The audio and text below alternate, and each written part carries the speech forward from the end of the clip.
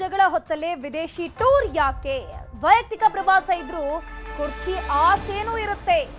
ಕೈ ಶಾಸಕರ ವಿದೇಶಿ ಟೂರ್ ಬಗ್ಗೆ ಜೆಡಿಎಸ್ನ ಶಾಸಕ ಸುರೇಶ್ ಬಾಬು ಅಚ್ಚರಿಯ ಹೇಳಿಕೆಯನ್ನ ಕೊಟ್ಟಿದ್ದಾರೆ. ವೈಯಕ್ತಿಕ ಪ್ರವಾಸ ಇದ್ರೂ ಕೂಡ ಕುರ್ಚಿ ಆಸೆನೂ ಇರುತ್ತೆ ಅನ್ನುವಂತಹ ಹೇಳಿಕೆ. ಜೆಡಿಎಸ್ನ ಶಾಸಕ ಸುರೇಶ್ ಬಾಬು ಅಚ್ಚರಿಕೆಯ ಹೇಳಿಕೆಯನ್ನ ಕೊಟ್ಟಿದ್ದಾರೆ. ಗಮನಿಸ್ತಾ ಹೋಗಬಹುದು. ಈಗ ವಿಪಕ್ಷಗಳು ಈಗ ವಾಕ್ ಸಮರಕ್ಕೆ ನಿಂತಿರುವಂತದ್ದು. ಆಂತರಿಕ ಜಗಳಗಳು ಇವತ್ತು ಎಲ್ಲೆಲ್ಲಿ ಕೊಂಡೊಯ್ತದೋ ಗೊತ್ತಿಲ್ಲ. ಬೇರೆ ಬೇರೆ ಗುಂಪುಗಾರಿಕೆ ಮಾಡಿಕೊಂಡು ಅವರವ್ರದೇ ದಾಟಿನಲ್ಲಿ ಯಾರ್ಯಾರು ಏನೇನು ಆಗಬೇಕು ಅಂತ ಆಸೆ ಆಕಾಂಕ್ಷೆ ಇಟ್ಕೊಂಡಿದ್ದಾರೋ ಈ ಥರ 25 ಜನ 30 ಜನ ಒಂದೊಂದು ಗುಂಪು ಮಾಡಿಕೊಂಡು ವಿದೇಶಗಳ ಪ್ರಯಾಣ, ಅದರಲ್ಲಿ ಏನೇನು ಅಡಗಿದೆ, ಯಾರ ಒಳ ಕುತಂತ್ರ ಇದೆಯೋ ಗೊತ್ತಿಲ್ಲ.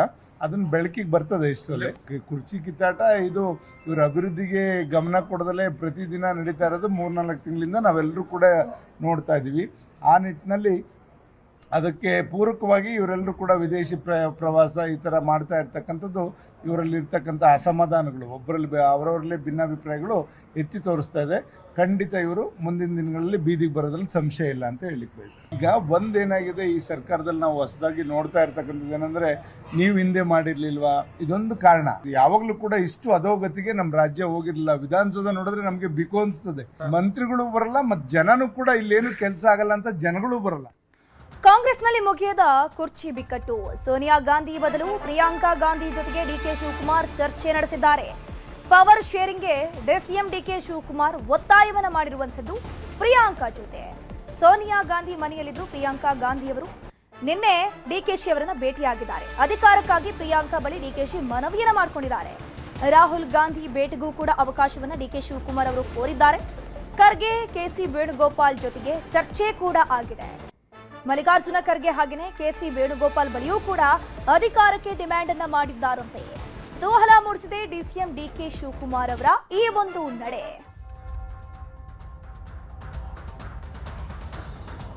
ನಾನು ವರಿಷ್ಠರನ್ನ ಭೇಟಿ ಮಾಡಿದ್ದೀನಿ, ಹೈಕಮಾಂಡ್ ಜೊತೆ ಎಲ್ಲವನ್ನ ಚರ್ಚಿಸಿದ್ದೇನೆ, ಬಹಿರಂಗ ಮಾಡುವ ಅಗತ್ಯ ಇಲ್ಲ ಅಂತ ಡಿಸಿಎಂ ಡಿಕೆ ಶಿವಕುಮಾರ್ ಹೇಳಿದ್ದಾರೆ. ರಾಜಕಾರಣ ಮಾಡೋದಕ್ಕೆ ಬಂದಿರೋದು ಎಲ್ಲವೂ ಮಾತನಾಡಿದ್ದೀನಿ, ಕಾಲವೇ ಉತ್ತರ ಕೊಡುತ್ತೆ. ಸೋನಿಯಾ ಗಾಂಧಿ ಭೇಟಿ ಬಳಿಕ ಡಿಕೆ ಶಿವಕುಮಾರ್ ಹೇಳಿಕೆಯನ್ನ ಕೊಟ್ಟಿದ್ದಾರೆ. ನೋಡ್ರಿ, ನಾನೀಗ 10 ಜನಪದ ಬಂದಿದ್ದೀನಿ.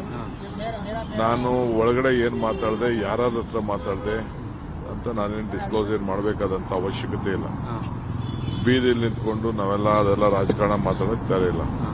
ನಾವು ನಮ್ಮ ವರಿಷ್ಠರನ್ನ ಭೇಟಿ ಮಾಡಿದ್ದೀವಿ, ಏನೇನ್ ಮಾತಾಡಬೇಕು ಮಾತಾಡಿದ್ದೀವಿ ಅಷ್ಟೇ.